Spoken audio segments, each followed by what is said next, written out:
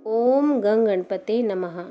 आप सबका आपके अपने चैनल हिंदी स्टोरी बुक पर बहुत बहुत स्वागत है।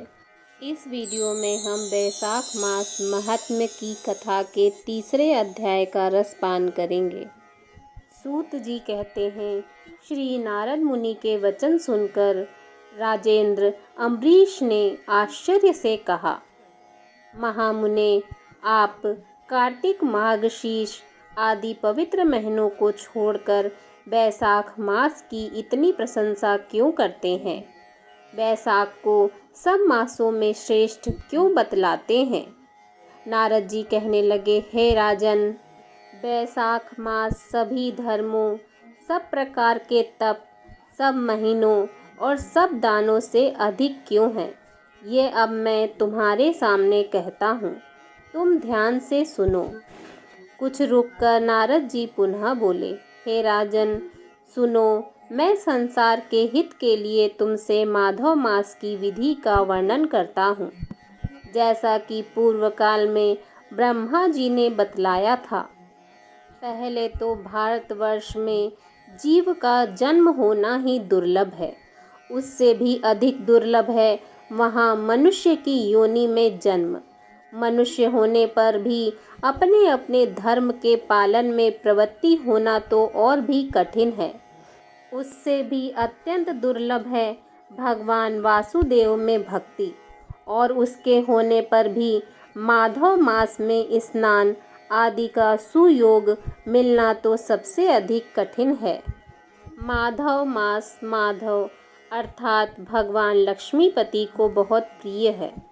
माधव मास को पाकर जो विधि पूर्वक स्नान, दान तथा जप आदि का अनुष्ठान करते हैं, वे ही मनुष्य धन्य हैं और उन्हीं का जीवन सफल है। उन धर्मात्मा लोगों के दर्शन मात्र से पापियों के भी पाप दूर हो जाते हैं। बैसाख मास शुक्ल पक्ष की एकादशी से लेकर पूर्णिमा तक जो अंतिम 5 दिन हैं, वे समूचे महीने के समान महत्व रखते हैं। हे राजेंद्र, जिन लोगों ने बैसाख मास में विभिन्न नियमों द्वारा मधु दैत्य के मारने वाले भगवान लक्ष्मीपति का पूजन कर लिया, उन्होंने अपने जन्म का फल पा लिया। भला कौन सी ऐसी अत्यंत दुर्लभ वस्तु है जो बैसाख के स्नान और विधि पूर्वक भगवान के पूजन से प्राप्त नहीं होती? जिन्होंने दान, होम, जप, तीर्थ में प्राण त्याग तथा संपूर्ण पापों का नाश करने वाले भगवान श्री नारायण का ध्यान नहीं किया, उन मनुष्यों का जन्म इस संसार में व्यर्थ ही समझना चाहिए। जो धन के रहते हुए भी कंजूसी करता है, दान आदि किए बिना मर जाता है, उसका धन व्यर्थ है। हे राजन, उत्तम कुल में जन्म, अच्छी मृत्यु, श्रेष्ठ भोग, सुख, दान करने में प्रसन्नता, उदारता तथा धैर्य, ये सब भगवान श्री विष्णु की कृपा से ही प्राप्त होते हैं। भगवान नारायण की कृपा से ही मनोवांछित सिद्धियां मिलती हैं।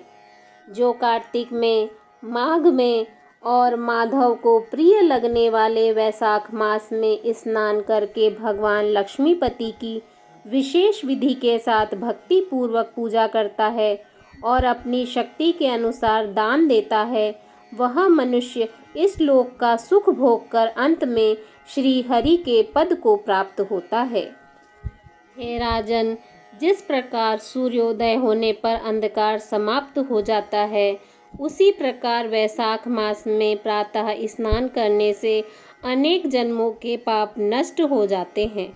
यह बात ब्रह्मा जी ने मुझे बताई थी। भगवान श्री विष्णु ने माधव मास की महिमा का विशेष प्रचार किया है।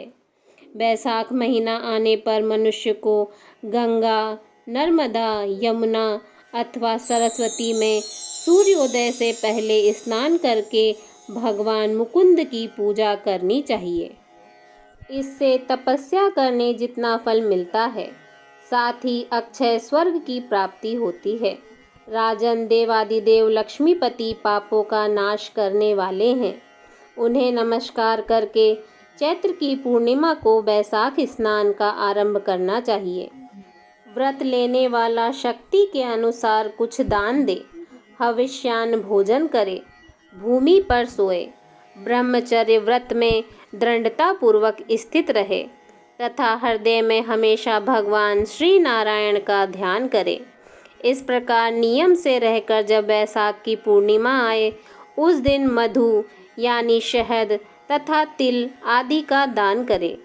श्रेष्ठ ब्राह्मणों को भक्ति पूर्वक भोजन कराए, उन्हें दक्षिणा सहित गाय दान दे तथा बैसाख स्नान के व्रत में जो कुछ गलती हुई हो उसकी माफ़ी के लिए ब्राह्मणों से प्रार्थना करे। राजन, जिस प्रकार लक्ष्मी जी जगदीश्वर माधव की प्रिया हैं, उसी प्रकार माधव मास भी भगवान मधुसूदन को बहुत प्रिय है। इस तरह नियमों का पालन करते हुए 12 वर्षों तक बैसाख स्नान करके अंत में भगवान मधुसूदन की प्रसन्नता के लिए अपनी शक्ति के अनुसार व्रत का उद्यापन करे। हे राजा अम्बरीश, पूर्व काल में ब्रह्मा जी के मुख से मैंने जो कुछ सुना था वह सब बैसाख मास का महात्म्य तुम्हें बता दिया। राजा अम्बरीश ने नारद जी से कहा, हे मुने, स्नान में परिश्रम तो बहुत थोड़ा है, फिर भी उससे अत्यंत दुर्लभ फल की प्राप्ति होती है। मुझे इस पर विश्वास क्यों नहीं होता? मुझे भ्रम क्यों हो रहा है? नारद जी ने कहा, राजन, तुम्हारा संदेह ठीक है।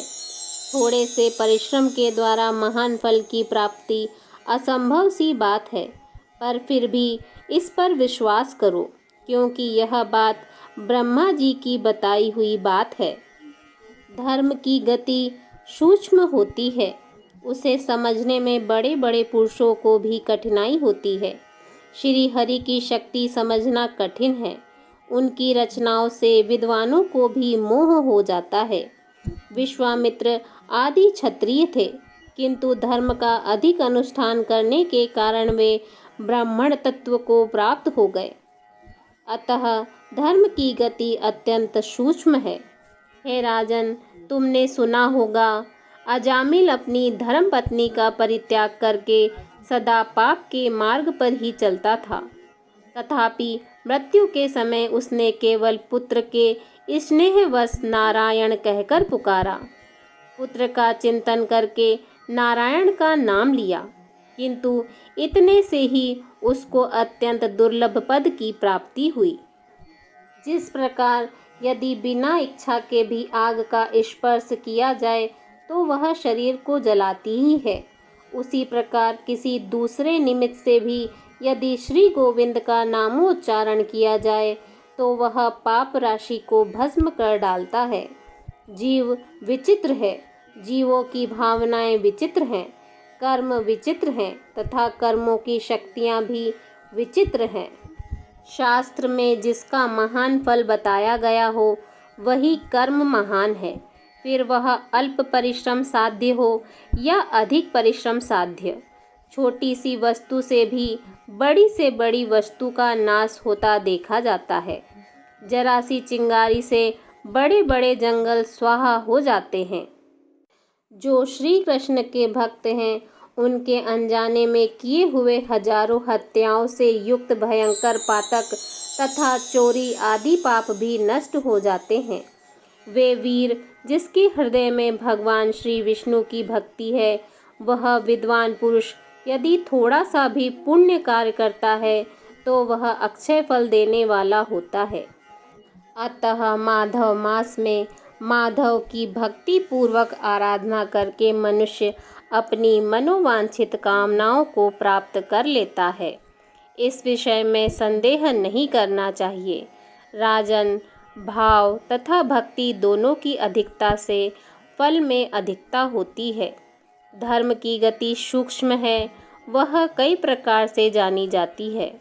महाराज, जो भाव से हीन है, जिसके हृदय में उत्तम भाव एवं भगवान की भक्ति नहीं है, वह अच्छे देश तथा काल में जा जाकर जीवन भर पवित्र गंगा जल से नहाता और दान देता रहे तो भी कभी शुद्ध नहीं हो सकता, ऐसा मेरा विचार है।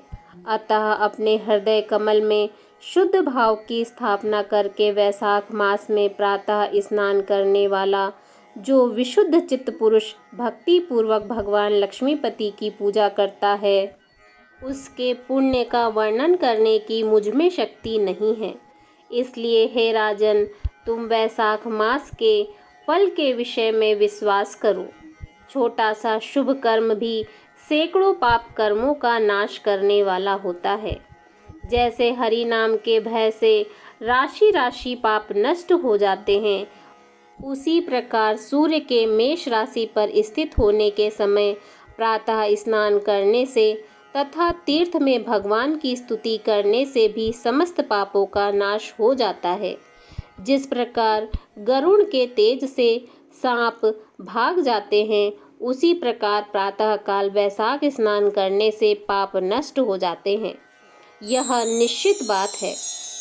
जो मनुष्य मेष राशि के सूर्य में गंगा या नर्मदा के जल में नहाकर 1, 2 या तीनों समय भक्ति भाव के साथ पाप प्रशमन नामक स्तोत्र का पाठ करता है, वह सब पापों से मुक्त होकर परम पद को प्राप्त होता है।